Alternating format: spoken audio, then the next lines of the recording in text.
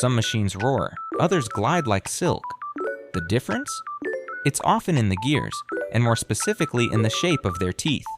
When smooth, strong motion is required, one gear stands out: the helical gear, the smooth operator of the gear world.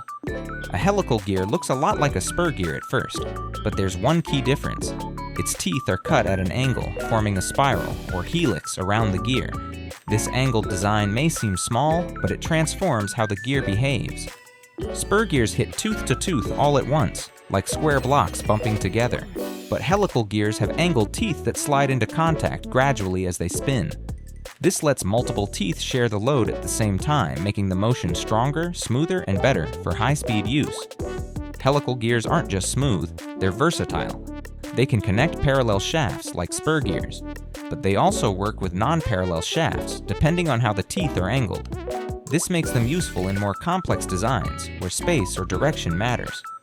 You'll find helical gears in car transmissions, stand mixers, robotic systems, and turbines, anywhere machines need reliable power at speed.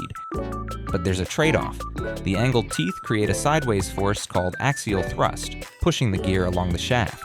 To manage this, helical systems often need thrust bearings or special mounts to keep everything stable. Interesting fact, most car gearboxes use helical gears for smooth, quiet shifts.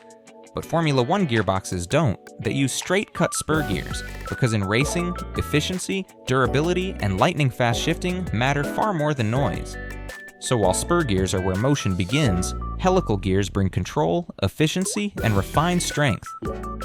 In our next episode, we'll take a sharp turn, literally, and explore bevel gears which redirect motion entirely.